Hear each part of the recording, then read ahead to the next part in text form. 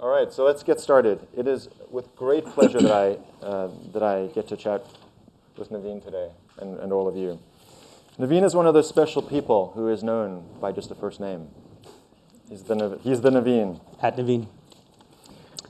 So Naveen is a partner at Expa Labs, a company that makes companies. They are mostly early stage pre-seed ideas. Some of them are starting to scale.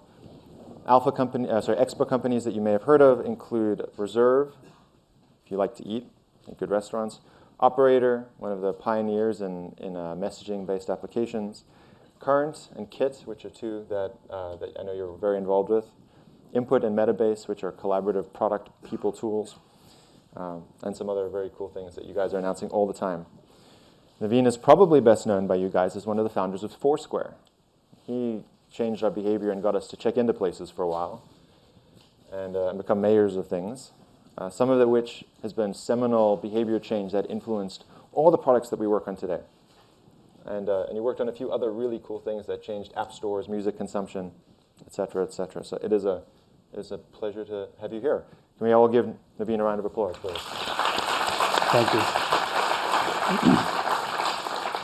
Naveen and I, what's this about? Naveen and I are going to talk about changing and influencing user behavior because he has done it multiple times. He's already had a product career that all of us wish we could have that kind of impact. So let's begin with the past. We're all here to build products that matter for our users. Ideally, we shape their behavior, we understand where we're going, we make their lives better, we build great businesses. What are some of the behavior changes that you've coursed for users over the years that you're most proud of? Walk us through a couple stories there that we can learn from. Sure. I actually thought of two stories that we talked about earlier this week, I think. I guess the way I've been thinking about it is, we all as product people have like theses that we want to kind of see come true in the world. We have like an idea of what we want users to do. But at the same time, I think in two cases, what's actually happened is not only did we have those theories, we built towards them, but kind of the rest of the world also had to catch up. Either technology had to catch up, or culture had to catch up, or something else had to happen. And at the intersection of that is when it really explodes and something comes true.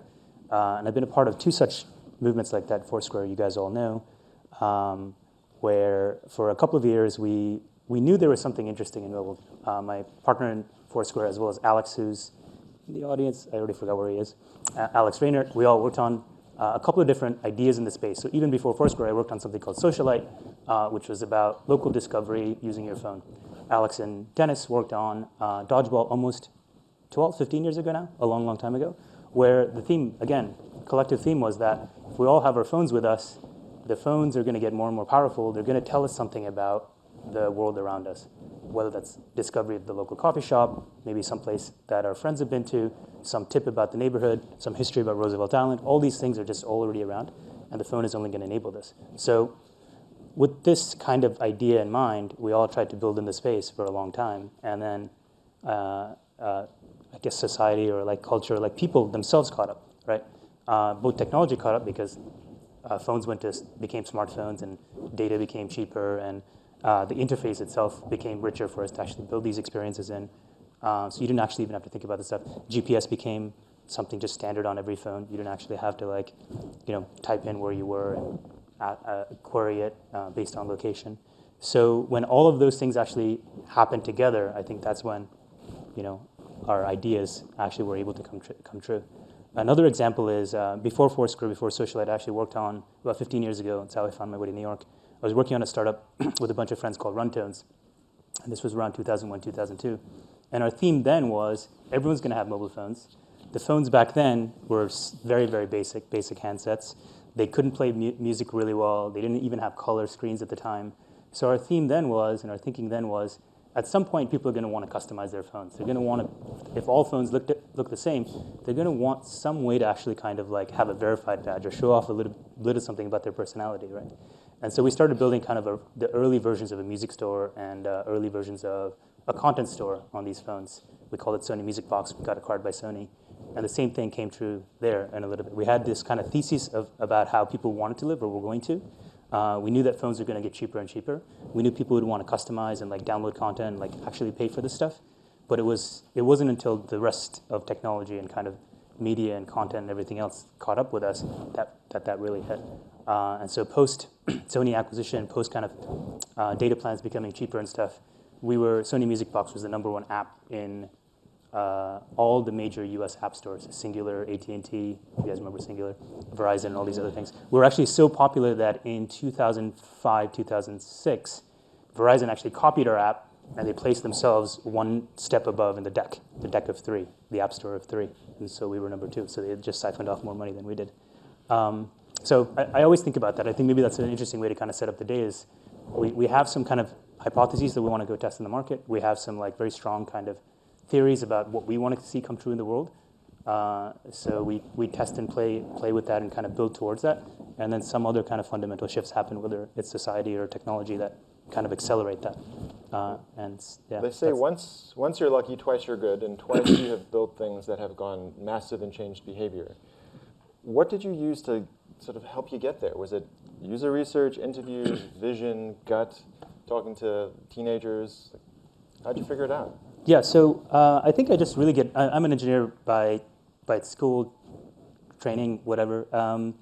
And I think the way I think about it and early on was just like, I just like building really cool things. I just want to try a lot of different ideas out. So pre-Socialite and Foursquare, for instance, probably built 4 or 5 different really cool projects, group texting and local discovery and all these other things. Twitter bots, because I thought Twitter was going to become a platform, just like Facebook became a platform. And then so post-Foursquare, I took about a year or two, kind of developing the ideas in the early days of like Expa. And I realized I just like building really cool things. So why don't we just build a few of these things in parallel? So I started to put together with some friends this studio that we call Expa.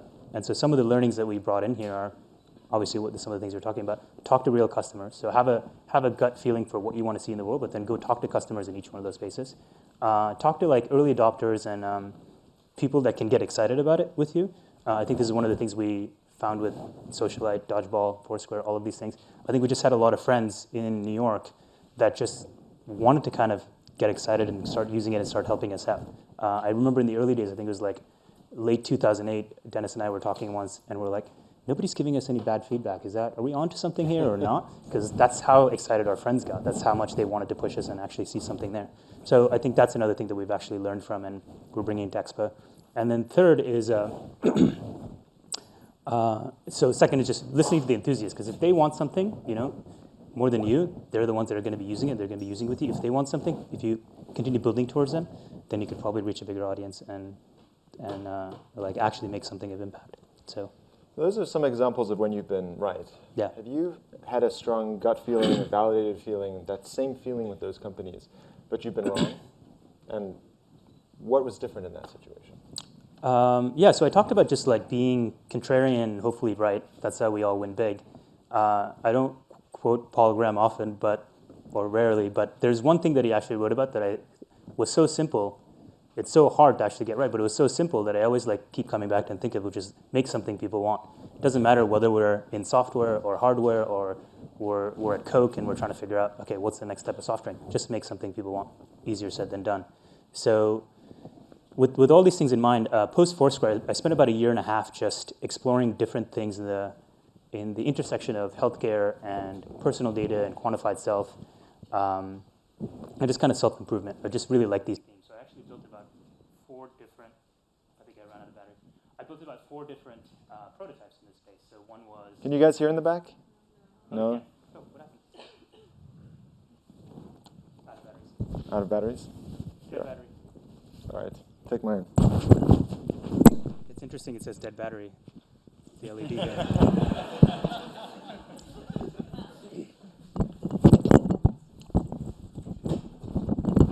So I built about 4 different prototypes. One was kind of like a journal. I just thought like, what are all the things that Google doesn't see about me? They see the calendar, they see email, they see all this stuff. They see all the blog posts that we write, they index everything, but they don't really know like, I stepped on the scale, here's how I weigh. I went to the doctor, I have this quick like blood pressure data or this x-ray data. I just started collecting all this stuff in a journal. Another was a really cool exploration into like what's the Google Analytics for my own life look like? So I just started building for myself. Another was a smart alarm clock. And I thought, okay, what's the thing that everybody does? What's the thing that's going to pass the toothbrush test in this space, right? What's the toothbrush test? The toothbrush test, I don't know who first wrote about it, but I think Larry Page made it really popular once about 4 years ago, and he said, I'm only interested in acquiring companies that pass the toothbrush test. I think he was talking about Tumblr at the time. And toothbrush test is basically a service or any experience that you use or you touch at least once or twice a day. And the days that you don't touch and use them, then something's wrong. You have bad breath or something. So email passes that test. For some of us, like obviously a lot of product tools, Google Analytics, Trello, all these things pass that test. For the average person, text messaging, things like that pass the test. So I thought, what's the easiest way to get into that? If I'm going to play in data and healthcare, it's definitely the alarm clock. That's the only thing that we touch twice a day. We touch it at night when we need to set the alarm for the morning, and we turn it off in the morning. So I thought, let me build around that. I'll track how you sleep. I'll track other movements and patterns and all this stuff. And then maybe I can use that to actually build other services. Like it could become a platform on its own. I love platforms. And so I thought, okay, if when you wake up, then maybe someday, 6 months from now, I could say, oh, here are your meetings, or you slept so and so. Maybe you should try this. I could actually start doing stuff like this. So the thing that I got wrong, though, even though I could get excited about it, and I got a lot of people excited about it in the quantified self space and other fellow nerds in New York City. The thing that I got wrong is that I wasn't actually building to solve something. Maybe it was something that people wanted, but not enough people wanted it.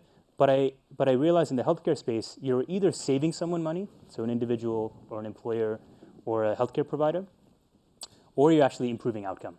And if you're not noticeably and with proof doing either of those things, it doesn't really matter. So that's the thing that I got wrong. I kind of was focused on the wrong problem. I thought I was making something cool, and I was scratching my own itch. I thought I was making something to solve something for somebody. But the thing that I got wrong is, if you're not actually improving one of those two things, nobody really cares. Nobody really wants to use it. So you sort of started with a solution looking for a problem by exploring the platform. Yeah, a little bit. I think I look for a solution. I also look for something that I think that excited me, right? Doesn't Google Analytics for life sound really cool? Yeah, that's amazing. We're all data people. We're sitting and looking at charts all day, right? And we're among people in the office who love looking at charts all day. But moms and dads don't like always doing that kind of stuff. The average person doesn't think like that. So I think that's what I got wrong. Guys in the back, please come and sit. There's plenty of seats in the middle, in the front. We'd love you to be comfortable. So you've talked about thinking in new platforms. There's lots of new product directions where platforms are emerging. Which ones are you bullish on? Where do you see behavior going, things we're not doing today, that will emerge on these new platforms where you would start a company? Yeah, I had a conversation with a couple of product designers about 4 years ago, and we're talking about just the early days of iPhone, 07, 08, how exciting it was to actually go build on something new, because it's like, what do you call it, like new green frontier. Like you could be the first bank on this new platform. You could be the first, post office. You could be that. This is exactly like the internet in the early 90s. If you're the first kind of supermarket on the internet, then you stand to win really big. So I think iPhone was the last time we got excited about it. I feel like over the last 4 to 6 years, we've all been looking in some ways for what that next thing is. Especially you see all these VCs writing about it. Is it AR? Is it bots? Is it VR? Is it, all these crazy things? Is it ML? Is it AI? All this other stuff. So recently I've been thinking a lot about what that is as well, because I also get excited about, all right, how do we be the first 1 or 2 things on a new platform? But I think maybe the thing that we're missing, which I recently have been reading a lot about, is the internet was like, I don't know, I also think about just new platform plus adoption curve, right? The internet got to 1 billion users faster than previous things, Walkman and all that stuff, which you couldn't really build on. But and iPhone, same thing. It arguably got to more hands, smartphones, to more hands than even something like the internet, because you didn't need to lay cable. You didn't need an internet service provider at home. You could just wirelessly use all this stuff all around the world. And I think about that next. I feel like wherever that intersection is probably what's going to be interesting. So to me, I think voice is interesting, because that's universal. Anyone can get to it. You don't necessarily need to own the device, probably, to actually interact via voice. I think things like AR are interesting, because I think that changes the way kids are going to interact with, just like they did with iPads, with computers. It's going to change the way they're going to play games, whether that's like building blocks in the real world or even like imaginary worlds that they're going to build, right? Minecraft on steroids. So I think a lot about I think interfaces are going to be the new platform that are going to be exciting. Are there any early stage companies on these platforms that you're excited about today? Ooh. We were talking about Clarify. Clarify is I actually knew one of the teammates a long time ago, about 4 years ago, when they were starting it up. Clarify is an API for image recognition, more data points you feed it for your own kind of private store, then you can actually go query and say like, hey, show me all the faces in this data set that I gave you. I'm excited about it because I think especially in the world of I guess AI like that, the more data you have, the more access you have to data, the better the kind of result can be, the better the output can be. And so the reason to get excited about them is that it's a small startup trying to figure something out in a world where Google and Facebook and Amazon control not only all the APIs and SDKs, they also control increasingly more and more of the data. So it's nice to see an independent player in that space, which I think will be good for all of us, actually doing something interesting, as opposed to the traditional, like, all the stores are in one place. Well, I heard you say that voice and AR are the ones that particularly interest you. Things I didn't hear you say were smartwatch, Internet of Things, VR, and bots. You guys have a company that you've tried in chatbots in Operator. What have you learned there, or is there any insight there for as we should think about bots as an emerging platform? Yeah, I don't know how, maybe about 2.5 years ago, bots got really exciting. Again, I think we were all excited about finding the next thing because we want to be first on some new platform. Maybe the reason it didn't come true as an interface is that, well, first of all, I think one of the reasons it was interesting is when you think about things like customer service, obviously the best way to train a system is to either speak to it, feed it data, or just feed it like text data. So the more questions you can ask of a bot, the smarter it's going to get over time. So from that perspective, from like pure data and computer science and like thinking about it that way, that's exciting. But I think the thing that didn't come true is that maybe it's not what people wanted. You either want to talk to someone in person or you just want to go click through something. Maybe that's what it is. Maybe that's why it didn't come true.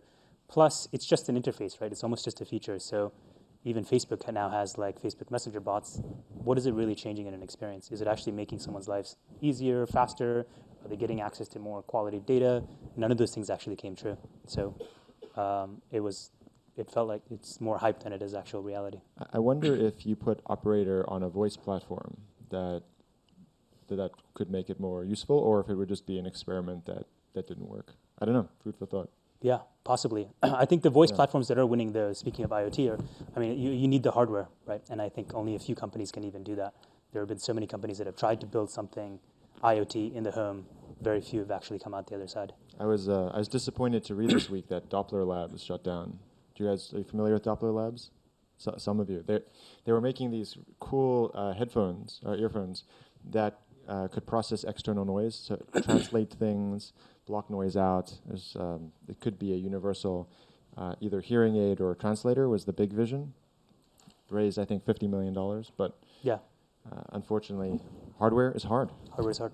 I guess one of the other themes that I meant to mention is that oftentimes when you're building something, we all like to think that we're trying to introduce something new, and it's great. There are like very few examples of that. Alex and Dennis working on check-ins, the tweet as an object, as a thing that you do that's new in the world. But for the most part, I think we're just taking attention from one place, and we're kind of like siphoning it off and taking attention. We're doing a better experience of that attention, right? Whether that's your media site or some other technology, your Snapchat, one of these things. Snapchat's taking your TV time, and it's doing something more interesting with that time. So when you think of it that way, I think the same is true of even hardware or experiences at the home. Nest is just making the thermostat slightly better.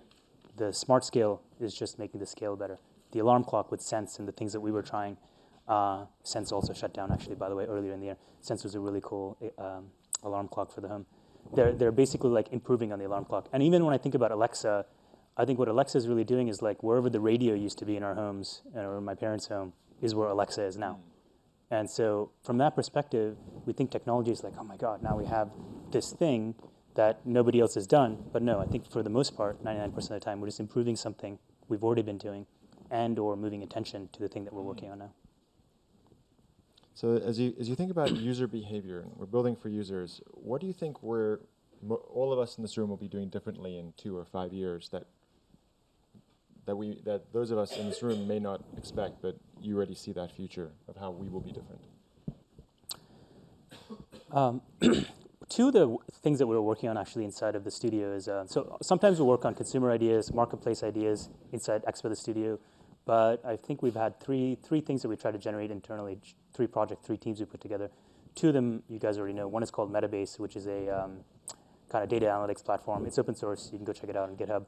that, from the early days, we just want to get into a discipline of just watching our own data, learning from our users, learning about what's selling and what's not. And another one is called Input, which is an alpha as of last week, which is a tool for just organizing information within an organization. As we grow, as more and more data points are fed to us, hey, here are things that I learned about acquisition on YouTube. Here's what ads on Snapchat cost. Like all these things coming in to the organization either now live in Slack, which is really hard to search, or they're in somebody's inbox. We want to kind of free that up. So when I think about that, and when I think about like what does that mean for us over the next 5 years, and the reason we're playing there is, I think even more transparency to the information about our customers, about our users and clients is going to be even more important at all parts of the organization. Whether you're the newest person in the org, or you're the CEO, or you're the head of product, doesn't matter. I think we all need access to and transparency to that kind of information so that we can all make better decisions. Because just as we see in the world of attention and media and all that stuff, a lot of things are competing for consumers' attention, or even in the app store world, right? It's very hard to be a home screen app.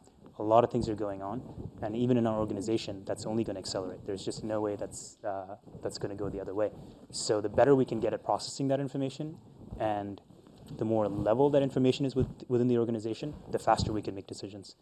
That dovetails really nicely with the research that Chris and I found. In our organizations, we do user research, but we seem to be struggling to share that with the broader organization. Yeah. Have you, other than facilitating a new company to solve this problem, which is what you're doing now, have you found any other great ways of sharing your user and insight learnings with the people around you? I think for the most part, yeah, I think it's all just tried and tested things we've all been probably doing, right? We sync up regularly in stand-ups. We sync up weekly in either kind of growth meetings, which are basically data meetings, right? Or product meetings about what's working, what's not. We actually, across every team, we actually have, even though the teams are really small internally at Expa, we actually have not only the things like Metabase and tools, we actually have a small data science team that actually rotates between different projects internally. And the beauty of that is that this person can, or these people can actually have a different kind of insight into the product. When you're really into it, you have some hypotheses and you're just like, no, they really want to do this, even though the data may or may not be telling you otherwise. And it's been really helpful to have this person kind of, ex-Twitter data science person, kind of coming in and rotating and like teaching us all this stuff. So that I found help. So kind of, I don't want to call it a consultant, but like someone that's not on the team directly, and he's not actually one way or the other married to the data in any way, right? And I think that's helped. But you're rotating in rigor into your different startups of how to understand and use what they're collecting. Yeah. Oh, that's great. I want to have room for time for a couple of questions. The last question I have for you today is, as you look to learn from other people, are there any particular blogs, podcasts, books that you recommend for this community that you find to be really insightful for yourself for learning about the future? Yeah, one thing I would say over the last few years, I think, last 2 years maybe, newsletters are really hot. I don't know if you guys all noticed that.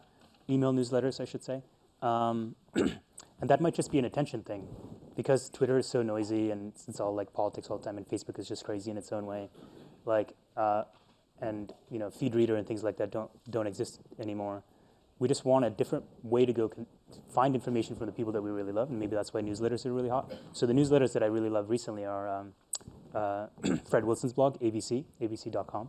I feel like he always has just like the simplest ways of explaining something and just sharing what he's thinking about right now. And more often than not, it's always something interesting and unique that I learn from him. I think the second thing about him that I like is what I always like to say. He always says the same things to everyone, right? He learns something and he kind of gets it out there. He's very transparent in that way. And I think I've tried to learn from that, where the more transparent we are with our teams or with anyone else, the more we can learn. The more open we are, the more information we can take in. Another one I really like, which I think you like too, is Ben Evans. He's a partner at Andreessen Horowitz.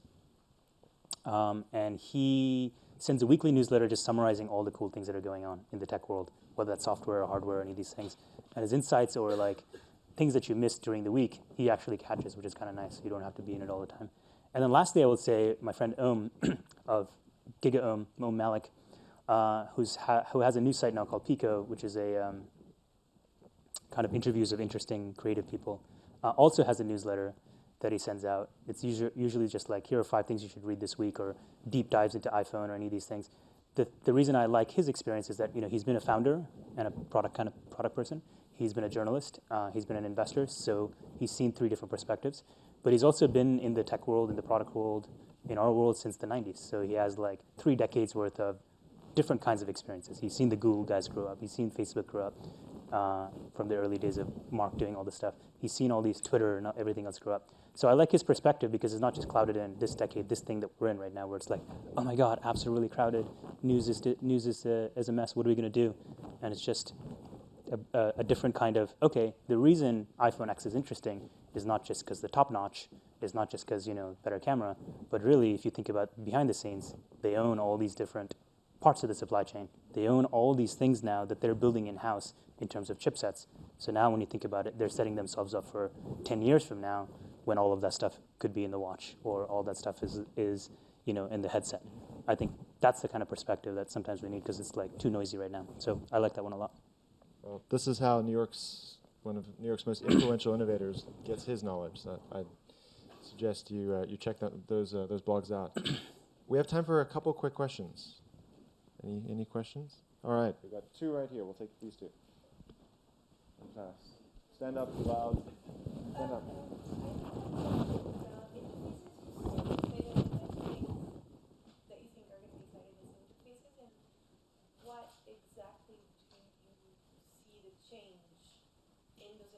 One thing I'm really personally, but it's just personal, very excited about is haptic interfaces and interacting in a more organic way with, like breaking that it's just a screen. What are your thoughts on that?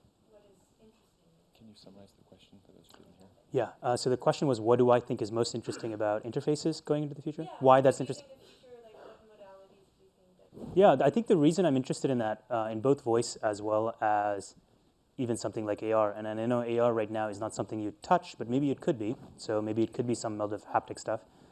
Even when I'm thinking of AR, like between now and like 2 years from now, I could totally imagine like Legos coming alive, right? And like, all right, you're crashing the fire truck. Now there's an explosion. That's cool. Like that's the way kids are going to be playing. We don't even know all of that. I think when we think of AR, we're just thinking like, oh, it's an overlay. It's showing me like this is a really cool restaurant to go into. But if you think about how games are changing and how kids are going to be interacting with it, I think that's exciting. Increasingly, like when I text, I just use voice to text. Or when we're on our cars, we're doing the same thing. We're speaking to the car.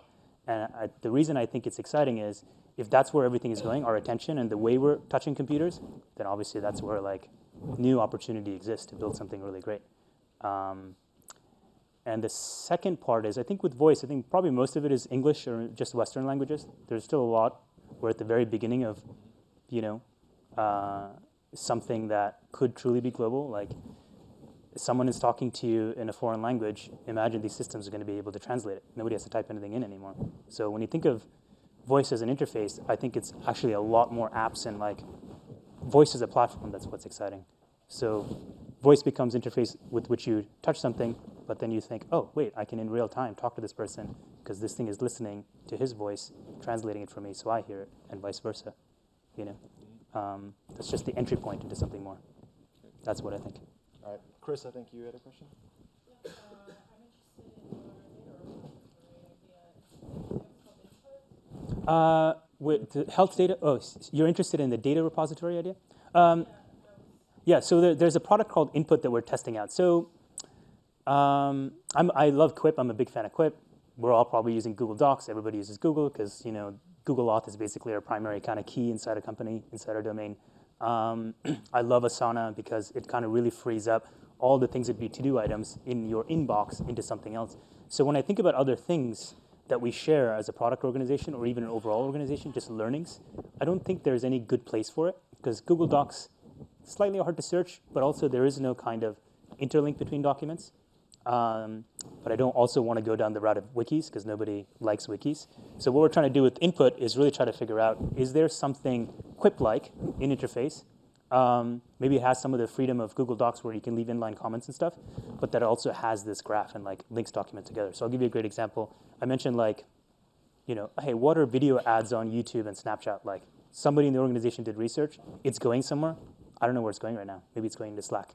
Or maybe he creates a Google Doc and he shares it with the marketing team but shouldn't that be seen organization-wide? So those are the things that I want to unlock. And to get back to just learning about users, same thing. If there are some learnings about users, maybe right now that's stuck in Google Analytics or Mixpanel or one of these places, but if we wrote up a report about it, where is that report? Is it in Google Docs? And if so, are you sharing it team@domain.com? Like, is that the best way to do it?